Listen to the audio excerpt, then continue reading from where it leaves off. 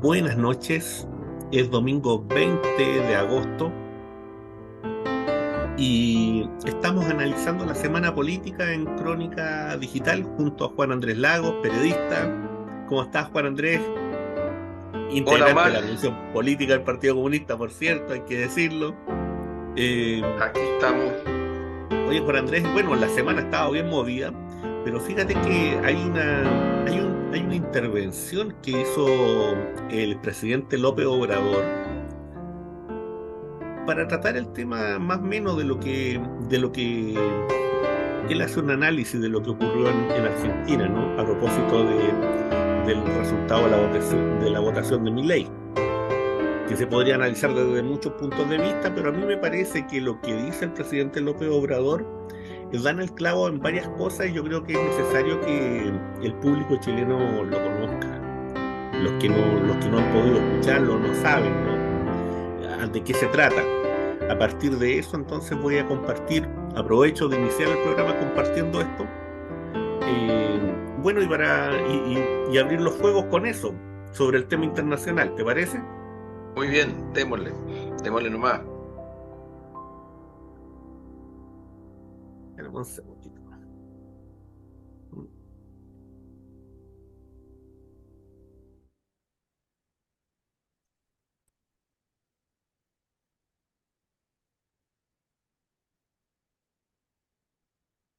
Tiene su historia, no se pueden extrapolar experiencias, es muy distinta la historia de México a la de Argentina, la idiosincrasia. Sin embargo, en el caso de Argentina les ha afectado mucho la crisis económica, porque el gobierno de derecha conservador de Macri endeudó por completo al país con la complicidad del Fondo Monetario Internacional, porque le dieron dinero cuando se estaba rebasando la capacidad de pago de Argentina. ¿Y por qué le dieron más de la cuenta? Porque estaban de por medio las elecciones y querían que Macri, de derecha, conservador, continuara como presidente. Entonces, no gana Macri, gana Alberto Fernández y queda una enorme deuda y el Fondo Monetario Internacional les dio la espalda cuando ellos eran corresponsables de ese endeudamiento. Esto precipitó una crisis económica que desde luego afectó al pueblo de Argentina y produjo inflación. Aquí es importante recordar de que, entre otras cosas, Hitler se levanta, se consolida como dirigente después de una inflación que se padeció antes de que él llegara al poder.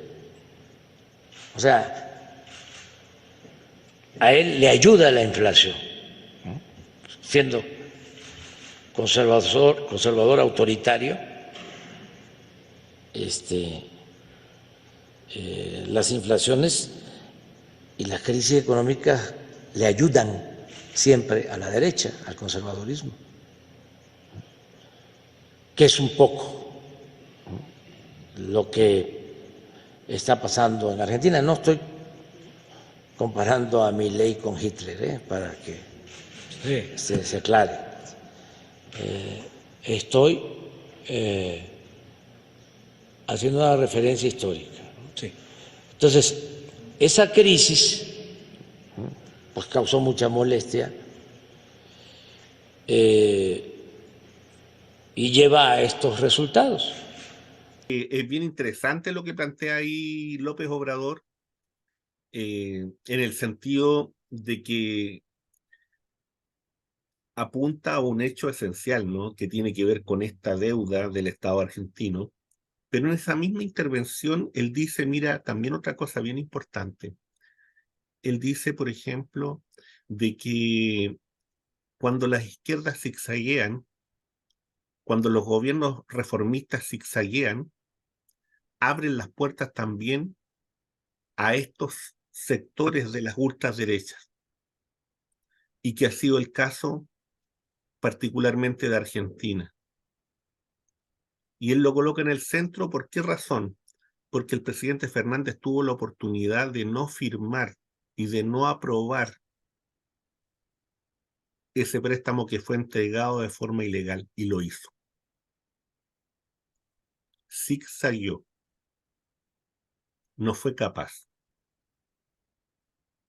Y ese es un mensaje muy fuerte para América Latina, y particularmente para América del Sur y para algunos gobiernos. Y él dice otra cosa más importante, él dice, acuérdense que ustedes están cerca del pueblo, el pueblo, el pueblo, el pueblo, y repite varias veces el pueblo. Porque ese es el interés y ese es el objetivo, sino para qué están. Porque no se puede gobernar para dos amos.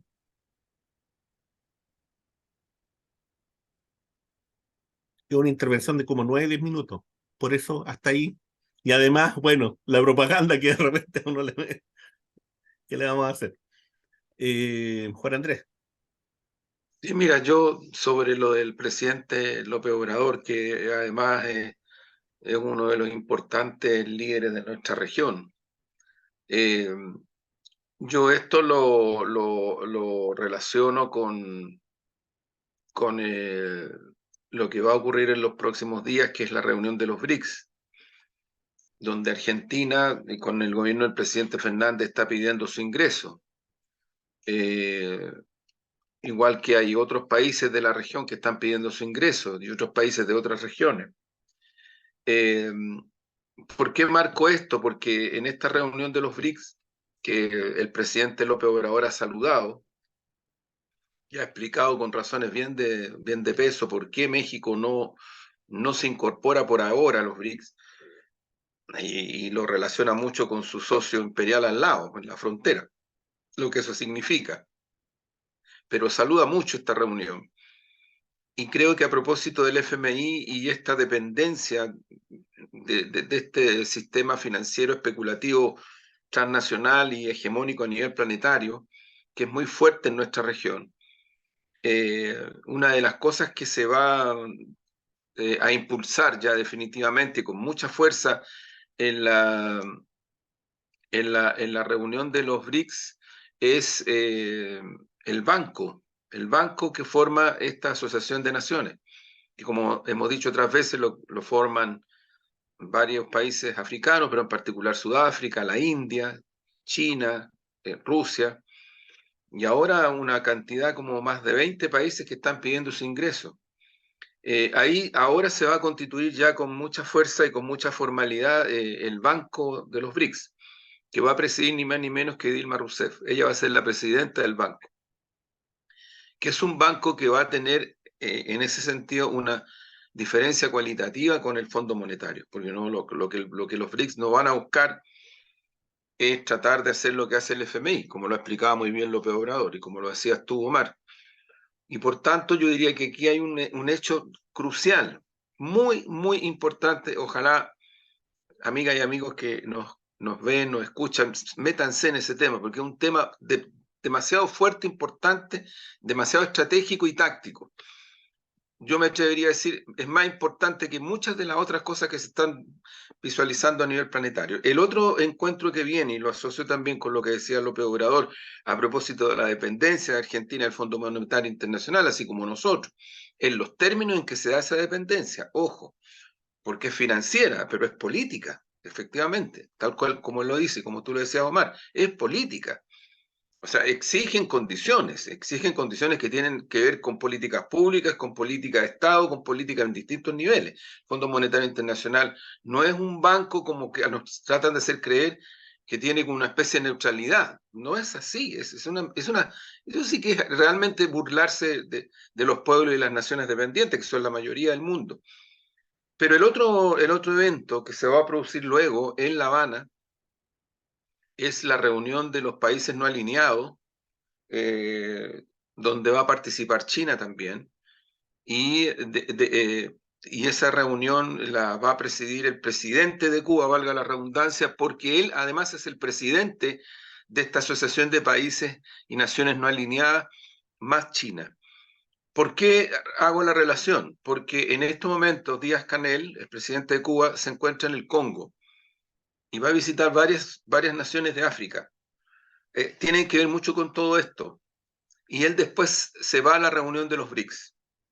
Y de ahí vuelve a La Habana, ya encima de la reunión de esta Asociación de Naciones, que es muy grande. O sea, estamos hablando de decenas y decenas y decenas de naciones, más China. Aquí se están jugando los destinos del planeta y de muchos y de la mayoría de los pueblos del mundo, yo diría de todos, incluido el pueblo norteamericano. Ojo, porque el imperialismo es imperialismo, pero no, eso no significa que no tenga un pueblo, lo tiene, ¿no? Así como la OTAN y así como el eurocentrismo que otras veces lo hemos caracterizado.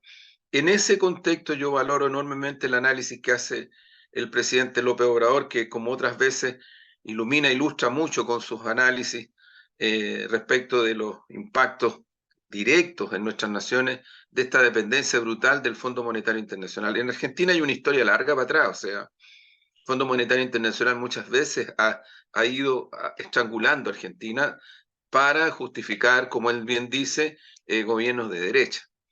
Eso ya ha ocurrido en décadas pasadas, por lo tanto no es nuevo. Y nosotros como país tenemos una dependencia hasta este momento absoluta respecto al Fondo Monetario Internacional. Absoluta. Esa es una de las grandes herencias estructurales, estratégicas, económicas nos deja la dictadura y que de los 90 en adelante yo diría que fue parte de este, entre comillas, pacto transicional que nadie quiere reconocer que existe, que existió de los 90 en adelante, pero es un hecho de realidad, porque lo muestran muchas cosas que tienen que ver con políticas estructurales y muy de fondo en nuestro país con impacto directo también. Por ahí me quedo, Omar.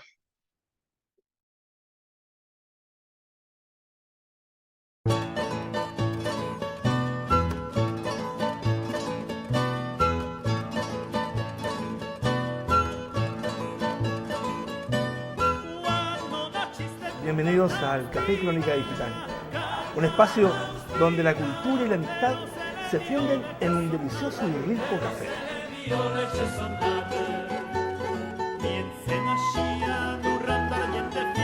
Los invito aquí a la Plaza Brasil, en Maturana con Huérfanos, la esquina donde la cultura te invita a ser parte de esta gran comunidad que se llama Café Crónica Digital.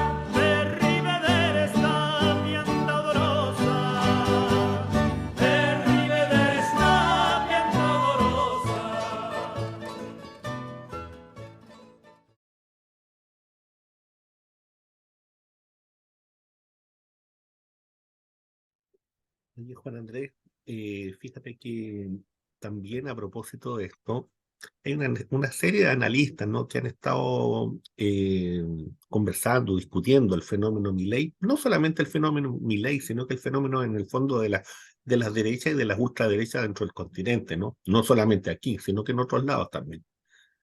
A mí me llama la atención una hipótesis que hace el profesor Jalife, en una triada que él establece desde el punto de vista de los mapas, y en donde viene y dice, ojo, fíjense, Punta Arenas, los Falkland, South Georgia y hacia abajo la Antártida.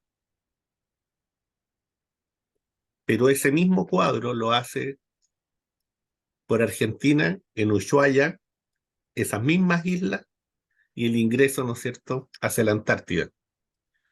Porque dice, ojo, que ahí está puesto el foco de la angloesfera. Ese es Sí, su sin duda, negocio. sin duda, Ese es su negocio. Esos sin son duda. sus tiros. Y ahí uno entiende mejor a Milei y ahí uno entiende mejor a otros que están en esa misma lógica acá en Chile. Sí, no, sin duda, sí, yo creo que hay una estrategia, el tipo es de una locura atroz, pero tiene una estrategia, o sea, él cuando dice que va a romper las relaciones con China, sabe perfectamente lo que eso significa, porque en este Claro, momento el socio comercial más importante para Argentina es China, y esto no viene de ahora, otras veces lo hemos dicho.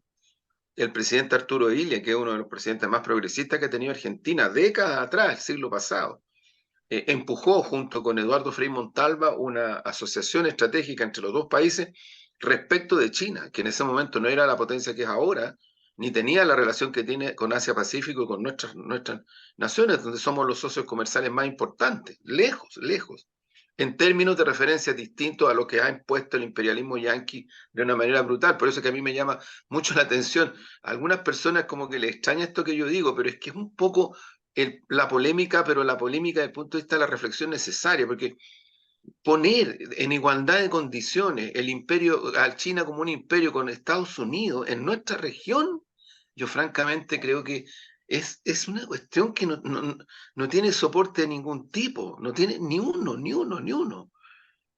Cuando más proviene incluso de un mundo que se dice que es progresista, o sea, yo hasta ahí llego, o sea, yo ahí reconozco que se me produce una especie de disonancia con esa postura que tal vez en los 90, con la globalización capitalista, con la caída de los socialismos reales, tomaron cierto vuelo en el mundo progre, posmoderno, neoliberal, en fin, una mezcla, una mezcla. Pero eso ya quedó en el suelo hace rato, ya las cosas están tomando otro cariz muy potente. Ojo, Mar, atención con Ecuador, atención con Guatemala. sí, Están concluyendo elecciones en ambos países. En sí. Ecuador, con una arremetida del narcotráfico de las corporaciones durísima, Muy, mataron a un candidato, atentaron contra otro, pero muy ahí fuerte. todo esto va apuntando en la dirección de una línea que es la línea progresista izquierda, algunos hablan del correísmo, pero es la línea progresista transformadora de izquierda en Ecuador, que es muy fuerte y que la están tratando de frenar y que en estas elecciones debería tener un resultado muy significativo. Guatemala lo mismo, ¿eh? Va más o menos en la misma situación. Así que hay que Bueno, tener atención hay que estar a atento esos entonces, procesos. esperar hay que estar atento, esperar los resultados. Ojalá, ojalá que la narcopolítica y la necropolítica hoy día sufran una derrota muy profunda. Ojalá, Sí, sí, ojalá. así es. Muy bien. Juan Andrés, bueno, estamos en Crónica Digital, recuerden, analizando la semana política. Eh, bueno, ingresemos a Chile, pues. Hubo cambio Nos de vamos, gabinete, aterrizamos, aterricemos, ¿cierto? Aterricemos en Chile. aterricemos. Hoy día no vamos a estar tanto en Europa. Vamos rapidito, ¿no es cierto? Ingresemos. Vamos rápido, pero mira, a lo mejor un paréntesis nomás, lo que hemos hablado Sí, muchas otras veces, la tendencia objetiva de lo que está ocurriendo en la guerra que desató, que provocó, hemos citado muchas veces al Papa en ese sentido, al Papa Francisco, eh, que provocó el imperialismo norteamericano y sus socios europeos, sigue cursando en a lo menos dos líneas fundamentales. Una que es el debilitamiento real, objetivo de esta contraofensiva que el imperialismo norteamericano y la OTAN buscaban en territorio, desde territorio ucraniano hacia Rusia, y que se ha ido develando que no es una contraofensiva, y por otro lado una consolidación de la tendencia rusa a sostener posiciones militares en los lugares donde tiene control de soberanía y control militar político y militar, con asociación a nivel de población y de gobierno de esas zonas donde ya Rusia tiene control político-militar. En paralelo, yo diría, el agotamiento, especialmente en Europa, pero también en Estados Unidos, de una visión respecto de una suerte como de espejismo, en el sentido de que esta lucha por, entre comillas, la libertad de Ucrania era una especie de gran bandera universal. ¿Y por qué se está cayendo? Porque, bueno, porque el gobierno ucraniano está mostrando cada día que pasa que es más fascista. Acaban de detener hace días atrás a líderes políticos comunistas de Ucrania. Sí. Y yo como comunista chileno levanto mi voz condenando aquello. Líderes importantes, o sea, la primera autoridad política del Partido Comunista Ucraniano lo detuvieron. Detuvieron a otro más, a otro compañero más. Los tienen detenidos. Han secuestrado periodistas, pero hace unos años atrás masacraron a un grupo de comunistas, y entre ellos jóvenes comunistas, más de 40. Y siguen en esa línea. Entonces yo creo que eso ha ido quedando, se ha ido develando, incluso en nuestra región, al punto que una reciente encuesta que nosotros aquí consignamos en un programa anterior, en Estados Unidos se hizo respecto de la ciudadanía norteamericana, y rechazan mayoritariamente que Estados Unidos le siga dando apoyo militar y político a Ucrania. Y esto, claro, alguien puede decir que está la sombra de Vietnam. Sí, está la sombra de Vietnam, pero de alguna manera u otra refleja lo que está pasando también en Europa, y es que la ciudadanía europea y la ciudadanía norteamericana y la ciudadanía en nuestra región de verdad que no cree para nada que ni Zelensky ni su guerra sean por la libertad de algo, por la libertad de algo. Entonces,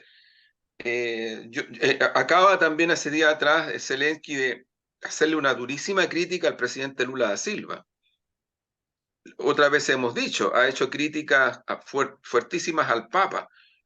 No me extrañaría que de repente empaten con Milei, no me extrañaría para nada. Para Sí, nada. en la posición, por supuesto, por supuesto. Acuérdate que Zelensky planteó también para su país la dolarización. Sí, pues, O sea, sí, pues, si hay alguien que es parecido a Zelensky en América Latina, en este momento es Milei. Y otro claro. que no voy a nombrar porque es muy doloroso. Y son la avanzada, ¿no? Son la Sí. avanzada, son la avanzada. Eh, Fíjate, Juan Andrés, que bueno, hubo cambio de gabinete. ¿Cuál es el análisis que tú haces de eso? ¿Cuál es la visión que tú tienes frente al cambio de gabinete? Se ha conversado Mira, mucho de eso, ¿no? se ha conversado mucho. Yo diría que hay que tener cable a tierra. No es que yo crea 100% en las encuestas y en los estudios cualitativos, pero como hemos dicho otras veces en este programa, en nuestro programa, aquí hay estudios cualitativos y encuestas, incluidas las que tiene el gobierno, las que hace el gobierno, las que hacen partidos políticos, las que hace el gran empresariado, que no son solo CADEM ni Criteria, que salieron hoy día, las dos. Hay otros estudios y que te siguen mostrando ciertas realidades que es bien importante tenerlas presentes para el análisis político. Porque a mí me cuesta un poquito cuando con cierta prepotencia yo escucho a personas que tienen representación o tienen poder político en el Ejecutivo, en el Parlamento, donde sea, pero tienen cierto poder político, decir que no se gobierna para las encuestas. Eh, no sé para dónde van con esa afirmación, porque eso puede justificar muchas cosas. Lo decía el presidente López Obrador, o sea, la inflación ha favorecido mucho a gobiernos de derecha y es verdad, no fue la única razón, pero favoreció el auge del nazismo y de Hitler en Alemania. Bueno, pero digo esto porque los estudios, ¿qué es lo que te están mostrando, Mar? Te están mostrando de que sigue siendo una gran preocupación ciudadana los temas referidos a seguridad. Y en ese tema, lejos, y en ese tema yo diría que el gobierno ha ido tomando las riendas de la situación y se están produciendo avances no menores respecto de esos procesos. Y ocurre que la derecha ha ido constantemente y el gran empresariado desprestigiando el pacto fiscal. porque lo que hacen es desprestigiarlo. Pero ocurre que una parte importante del financiamiento de todas las actividades de políticas públicas referidas a seguridad, una parte, digo, no menor, vienen de la aprobación de los recursos que se plantean en el pacto fiscal, de la reforma tributaria. No es solo pensiones. Entonces, ojo que hay que develar esta situación porque la ciudadanía no la conoce, no la sabe, no la percibe, porque los medios hegemónicos no ocultan esto. Entonces tratan de mostrar que en realidad es el gobierno el responsable. Y como hemos dicho otras veces, se están produciendo situaciones significativas que la ciudadanía empieza a valorar positivamente. Eso también lo están mostrando los estudios. Acaba de haber una visita, para mi gusto, muy relevante del subsecretario del Interior, Manuel Monsalve, en La Paz, acompañado del director de Carabineros y el subdirector de la PDI. Y se reunieron allá con autoridades de gobierno y policiales de Bolivia para trabajar planes conjuntos respecto de la migración a escala humana, cuestión que no hizo Piñera, pero que no hizo ni un gobierno anterior, particularmente el de Piñera, que abusó de una manera demagógica y brutal, violando derechos humanos del tema de la migración. Él fue el que creó la visa democrática para venezolanas y venezolanos que se vinieron en masa para Chile. La visa democrática. Él fue a hacer la locura de instalarse en la frontera como que iba a entrar a liberar Venezuela. Es una locura, junto con Duque de Colombia. Ni siquiera Brasil en ese momento se metió en esa locura, pero lo hizo Piñera. No nos podemos olvidar. Él manipuló de una manera terrible, antihumana, el tema de la migración. Bueno, ahora el camino se está haciendo y hay resultados y van a avanzar, y se va a avanzar con otros países en los próximos días y semanas. Sobre los temas también de transnacionalización del narcotráfico, sobre los temas de seguridad ciudadana, en ese aspecto también se está trabajando con los otros países. ¿Por qué insisto en este punto? Porque una buena parte de los financiamientos de las políticas públicas que se deberían aplicar el próximo año, incorporadas al pacto fiscal, es lo que la derecha está resistiendo y oponiéndose. Si eso pasa lo mismo con pensiones. Y todas las encuestas que están en este momento ahí, manifiestas, muestran un dato que, ojo, hay que tenerlo en consideración.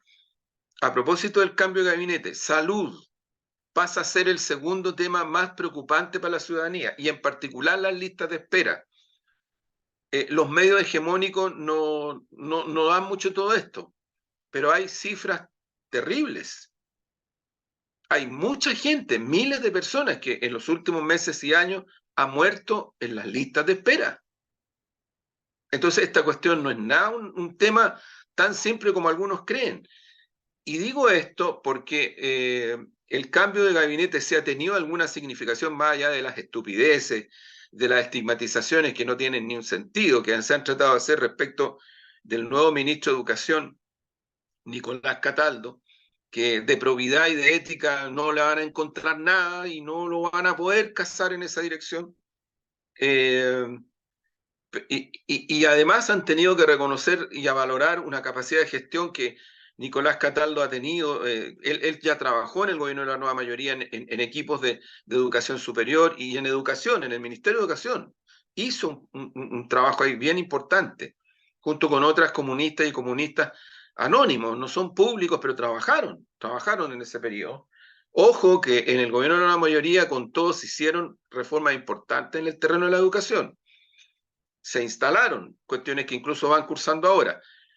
Pero lo que hay que señalar es que tanto en la salud chilena como en la educación chilena en este momento tenemos crisis profundas, muy profundas. Y yo creo que la vara que tiene el compañero Nicolás, el ministro de Educación, es grande y alta. Y creo que es un desafío grande. De esto, Omar, la derecha no se preocupa, pero a la derecha no le importan estos temas tal cual como lo hablamos acá. A la derecha lo que le importa es que el cambio de gabinete fue un cosmético para ellos. Ya fue Piñera con el presidente Boric a Paraguay. No sé, de verdad, con todo respeto lo digo, si eso fue bueno desde el punto de vista de la acción misma, pero se hizo y de alguna manera derivó en una reunión al fin de semana pasada encabezada por el presidente Boris y sus ministras y ministros, y por el otro lado la oposición. Republicanos no se sentó en esa mesa. Pero ¿cuáles son las declaraciones que hacen las lideresas y los líderes de la derecha después de esa reunión? Sí, nosotros no tenemos problema en dialogar, pero otra cosa muy distinta, dicen ahí, es los acuerdos. ¿Cuál es el punto que quiero marcar? Que el nuevo gabinete tiene, para mi gusto, el tremendo desafío como centralidad de llevar adelante un proceso que incluye tratativas con la derecha, que debería derivar, que debería concluir en un acuerdo nacional, como lo señaló la expresidenta Bachelet el otro día en un acto en Macul, en donde los términos de referencia mínimos respecto del pacto fiscal, reforma tributaria, salud, educación, seguridad, vivienda, a lo menos, y pensiones, sean las cuestiones que efectivamente se pongan en el centro. Si eso no se logra, por la tosudez, por la antidemocracia, la inhumanidad de la derecha, yo creo que el gobierno y los que somos parte del gobierno como coaliciones políticas tenemos el tremendo deber de denunciar esto ante la ciudadanía y de pasar a otra etapa. Para mi gusto cambia la situación política en Chile si ocurriera esta segunda situación, esta segunda derivada. Cambia la situación política. Porque tú no puedes como gobierno quedarte de brazos cruzados, y no nos vamos a quedar de brazos cruzados.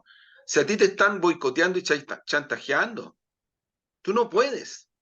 A propósito de lo que decía López Obrador, a propósito de lo que tú decías, Omar, tú no puedes. Entonces, ¿qué haces ahí? Bueno, creo que se está empezando, tardíamente, pero se está empezando a apelar, a protagonizar a la ciudadanía.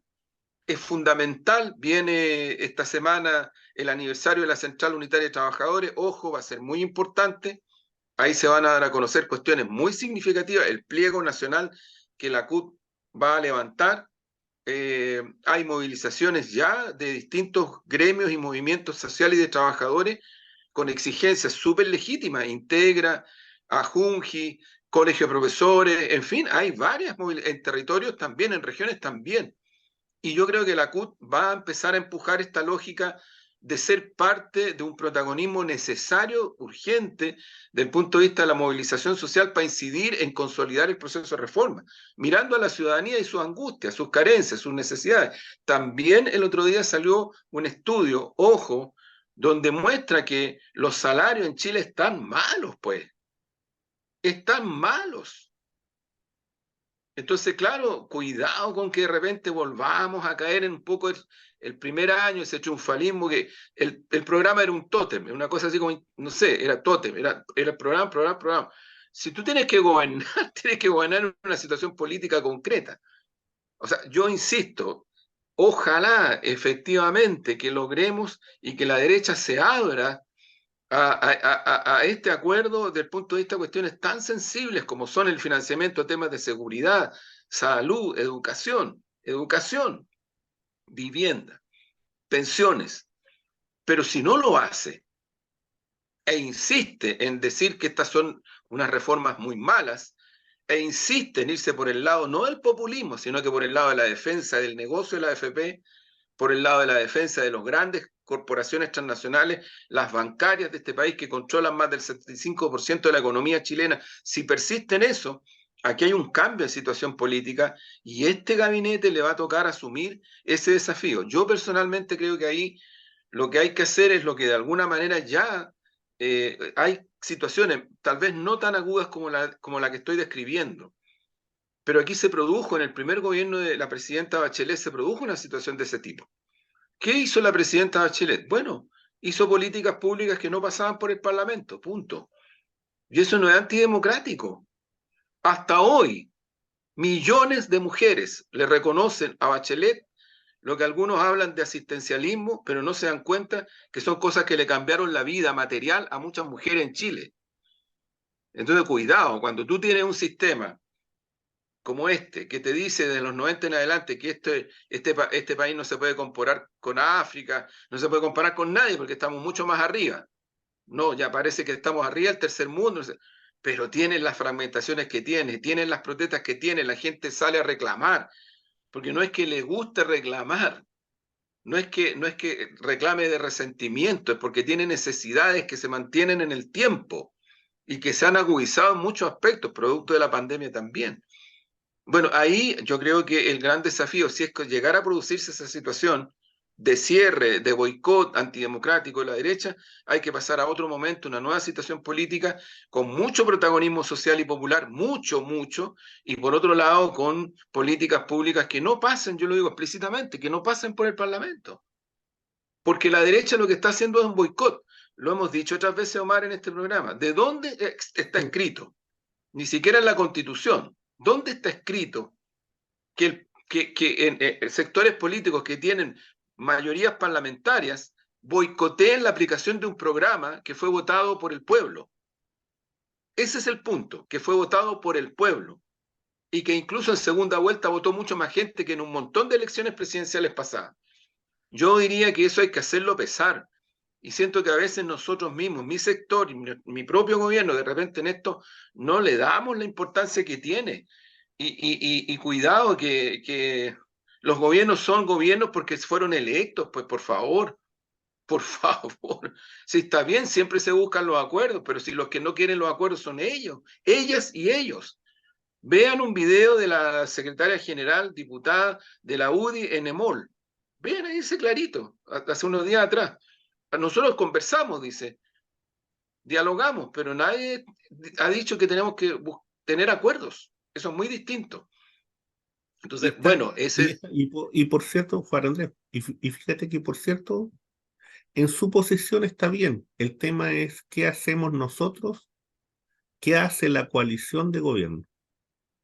El tema es para qué se llegó al gobierno. El tema es si vamos a reducirnos solamente a un tema de cálculo político o vamos a estar, ¿no es cierto?, en una propuesta, ¿no es cierto?, o hay sectores que tienen una devoción muy particular del poder y que quieren siempre estar ahí por diversas razones y que por estar ahí, ¿no es cierto?, están dispuestos siempre al mal menor y siempre al mal menor. Y en el mal menor significa también en un momento dado decir, pero que pero sabe, déjame sí, no, terminar, sí, Juan sí. Andrés. Y en esa lógica del mal menor en un momento dado decir, bueno, pero entonces también votemos por Evelyn Matei o votemos por no sé quién. Y no somos capaces de ejercer, ¿no es cierto?, la capacidad de gobernar. Porque fíjate que yo creo que ahí hay un tema, Juan Andrés, sobre todo en educación, y que toca muchos otros puntos, y que tiene que ver con lo que se habló y con lo que se dijo y que significó, le dio el significado a todo lo que fue el 18 de octubre, que tiene que ver con la dignidad. Cuando los niños y niñas van a un colegio que se llueve, cuando los niños y niñas van a un colegio donde las ventanas están malas, ahí no hay dignidad. Y tú tienes que partir por darle dignidad a los niños y niñas de este país. Y esa es la labor principal. Y yo espero que ojalá el ministro en curso sea capaz de apuntar a eso. Porque si no apunta a eso, porque si no llega a eso, ¿sabes lo que va a pasar? Que ese papá y esa mamá no va a entender jamás una política, ¿no es cierto?, que sea igualitaria en otros términos, desde el punto de vista, ¿no es cierto?, de dignificar, por ejemplo, a los trans, de dignificar, ¿no es cierto?, a todo tipo de minorías sexuales. No lo va a entender. ¿Y sabes por qué no lo va a entender? Porque es un niño, porque su niña está con frío, porque va a un baño que no es digno, donde no hay agua. Y ese es un problema que es fundamental. Esa es la línea básica del ser y no ser. Y esa es la diferencia que puede hacer un ministro y que puede hacer una gestión educativa. Y esa es la diferencia que tiene que hacer un alcalde. Y esa es la diferencia que tiene que hacer, en el fondo, quien está hoy día en el poder y que está en el poder para ser la disposición, ¿no es cierto?, de una voluntad del pueblo.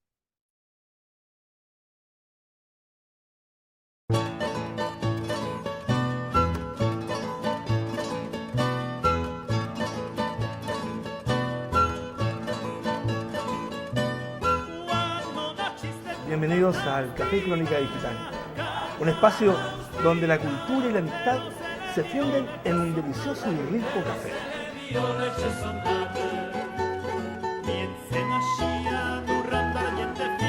Los invito aquí a la Plaza Brasil, en Madurana con Huérfanos, la esquina donde la cultura te invita a ser parte de esta gran comunidad que se llama Café Crónica Digital.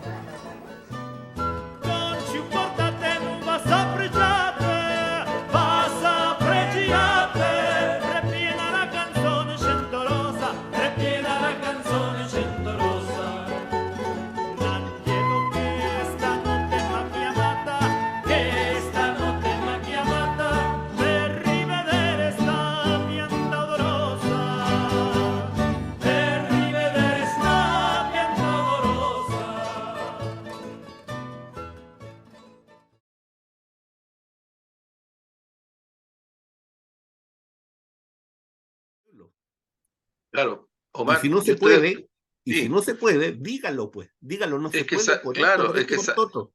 es que sabes lo que pasa, mira, yo comparto mucho lo que tú señalas, pero a ver, por eso planteé por el tema de la encuesta y los estudios, o sea, si le creemos en algo a esa encuesta y esos estudios que son transversales, y que por decirlo de alguna manera le han achuntado, porque la verdad es que le achuntaron para el plebiscito, le achuntaron para elecciones recientes, le han achuntado varias veces ya, o sea, no es que anden tan disparados o disparados como en otros momentos, sí. Ahora no, ahora no. Si es que ese es el mapa del país, la ciudadanía, su principal preocupación es la seguridad. Y la seguridad no es el espejismo concertacionista que en algún momento se instaló en Chile y que de alguna manera también lo han tomado algunos garantistas desde las posiciones más progres, ¿no? Que es una suerte, espejismo digo que es una suerte como de laissez-faire, donde el punto central son los derechos humanos, y eso como eje no debería implicar, por tanto, políticas públicas referidas al tema del combate al narcotráfico, el combate a los grupos de poder en territorios que están obligando a la gente a replegarse. Hay mucho repliegue de ciudadanía en distintas comunas del país, mucho repliegue, porque hay temor a salir a la calle.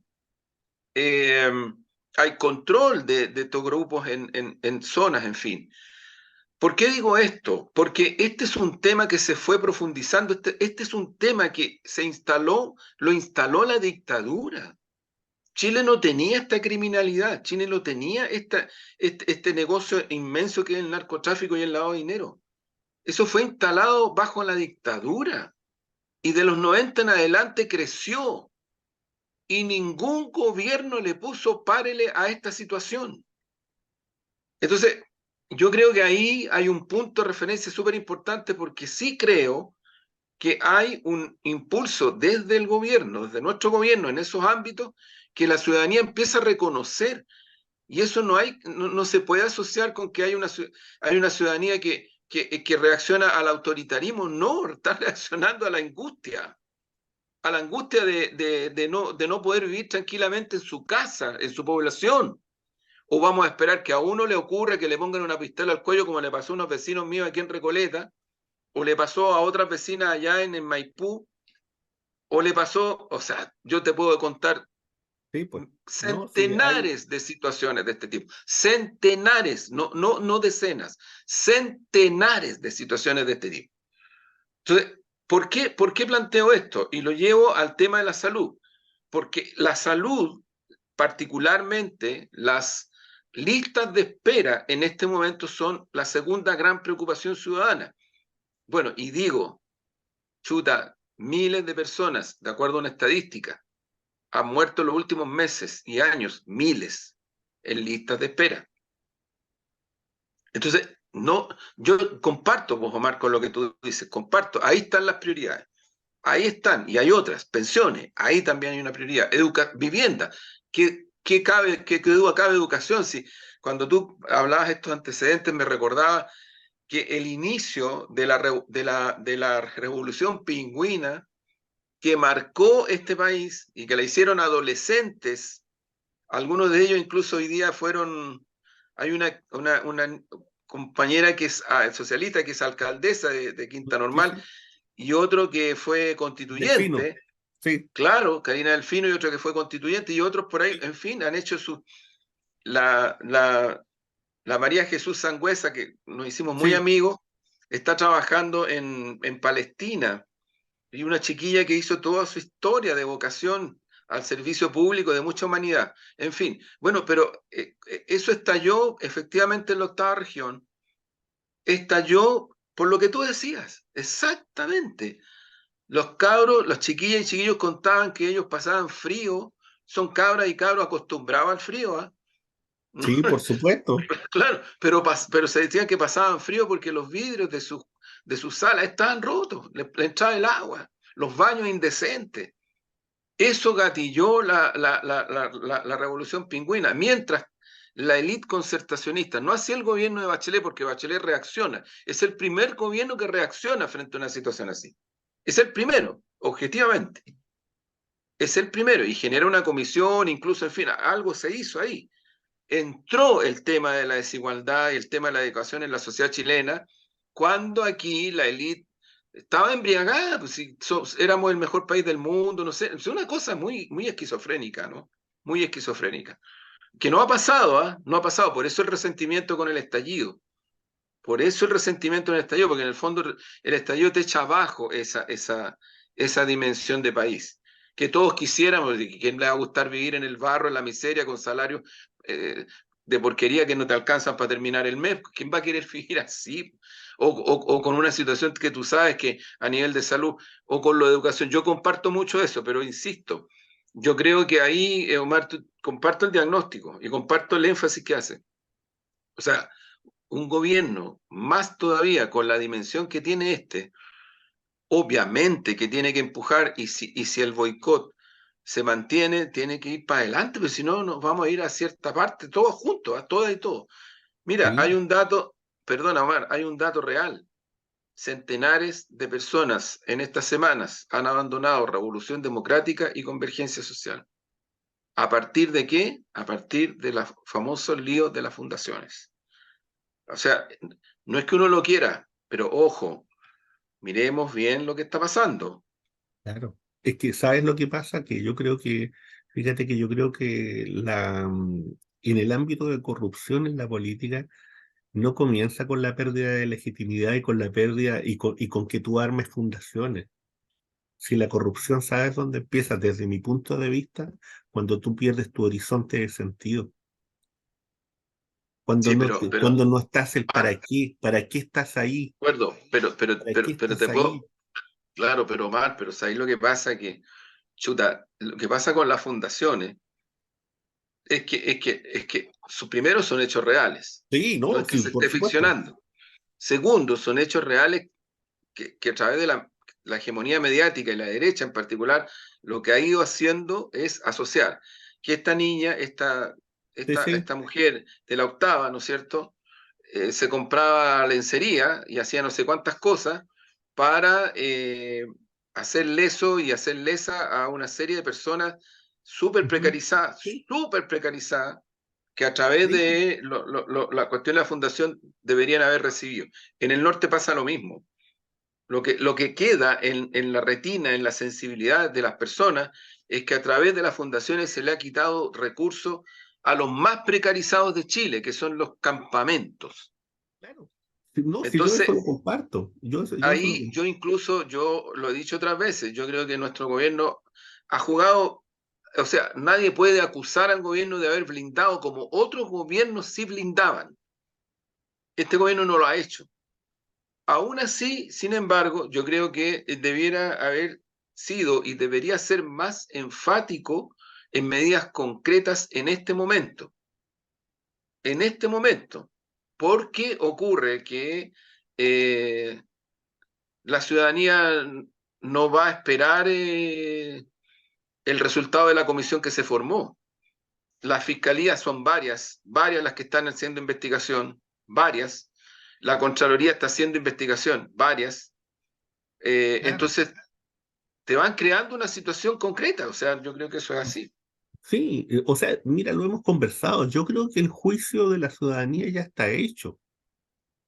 Si aquí, en general, si aquí en 2 años, en 3 años más, lo que ocurra desde el punto de vista de la justicia va a ser importante desde la dimensión individual, ¿no?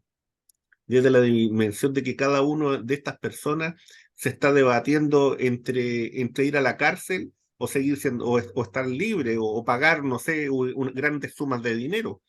Pero el hecho político, el hecho simbólico, es que ellos hoy día son culpables de un acto de corrupción para la sociedad chilena y para los sectores más pobres. Esa es la situación. Y eso es muy difícil de sacarse de encima. Pero también a eso, a ese elemento, yo estoy añadiendo el hecho de que si tú haces el esfuerzo o lo que sea para poder instalarte en un espacio de gobierno, tú tienes que tener un sentido en lo que tú estás haciendo, porque si tú no tienes sentido en lo que estás haciendo, estás corrompido desde el inicio, desde el De origen. acuerdo, claro, estoy de Eso acuerdo, es lo que sí. estoy diciendo. Sí, sí, claro. No, Porque si no, absolutamente. no hacen lo que está diciendo López Obrador. Pues o sea, No, pero ¿cuál es tu claro, sentido? ¿Para quién tú gobiernas? ¿Para qué claro. llegaste? No, pero además es que estoy con toda la razón, porque además eso es lo que explica por qué hay una ciudadanía que está mirando a ser republicano y votó rechazo. Pero claro, Y eso sí, es, tenemos que hacernos cargo de eso. O sea, mira, sí, mira, lo que tú decías, Omar, es muy cierto. El mal menor ya ni siquiera hay espacio para el mal menor en Chile, cuidado.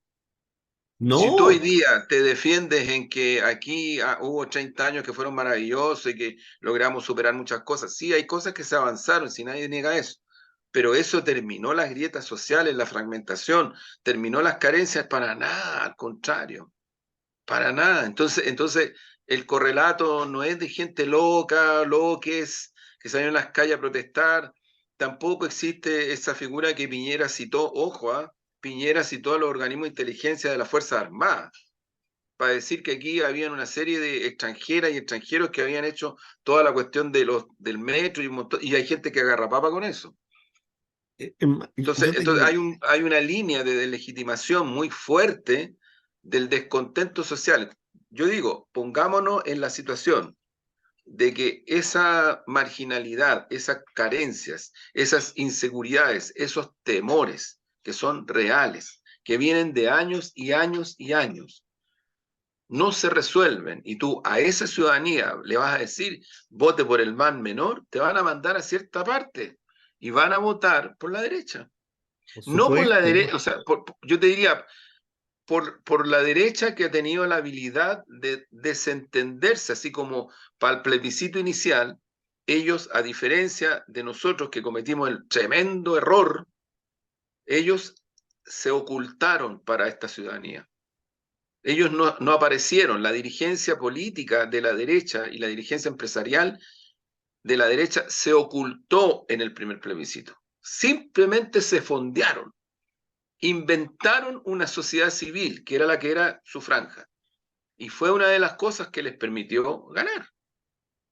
A diferencia de nosotras y nosotros, que hicimos exactamente lo contrario. Un error garrafal, que ojalá no lo volvamos a cometer, porque de verdad que las cosas están.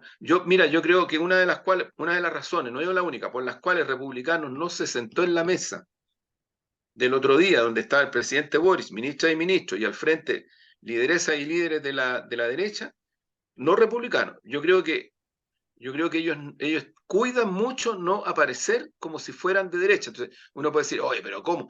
No, pero, perdón, ponte en la percepción de esta ciudadanía que no tiene por qué reconocer que ese es un grupo así de derecha, articulado, organizado. Bueno, Milei. yo te diría, yo Milei. añadiría otra cosa a eso que tú estás planteando, Juan Andrés. Yo diría que ellos no se sientan a la mesa porque ellos quieren seguir apareciendo como outsider, Sí, eso como es, la otra claro, alternativa, porque exactamente, ellos eso no es. están en esa mesa donde en el fondo se llega a acuerdos que para esa ciudadanía, para ese mundo social, que es lo que ha leído en este último tiempo, no solamente ahora, desde hace mucho rato, es que las decisiones que se toman no llegan a ellos. Exactamente, sí, eso es.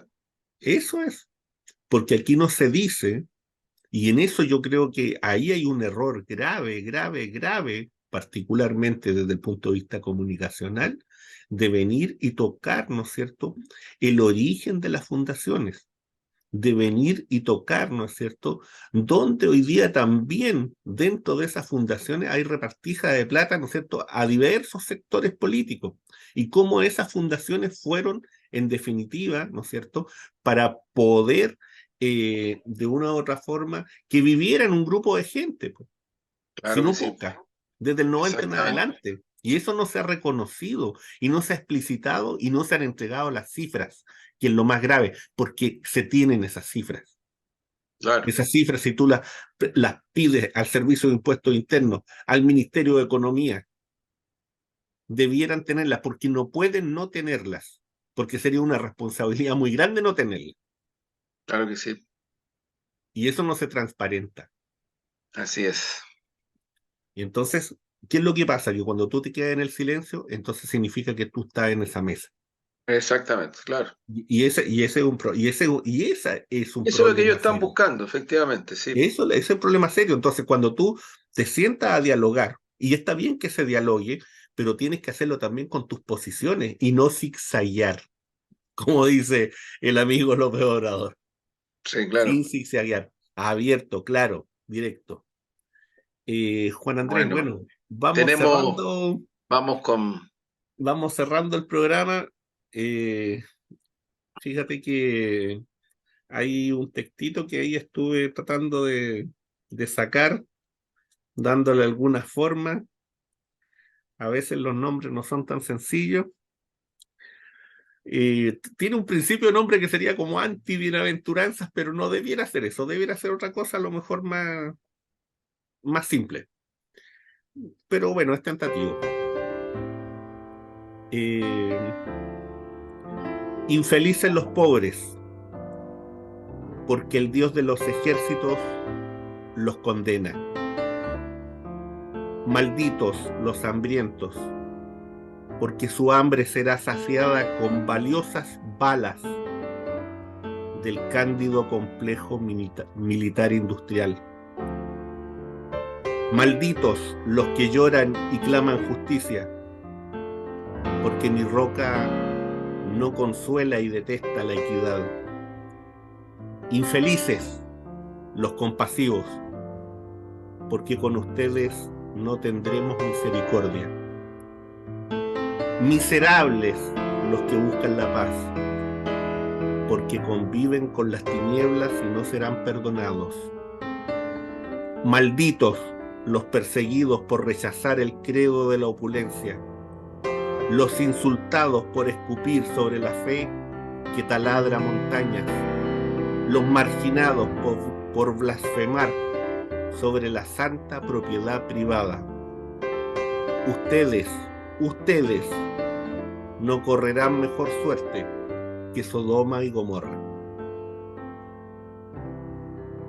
ahí nos quedamos, para la reflexión. Buenísimo. Ahí nomás, así, Muy bien.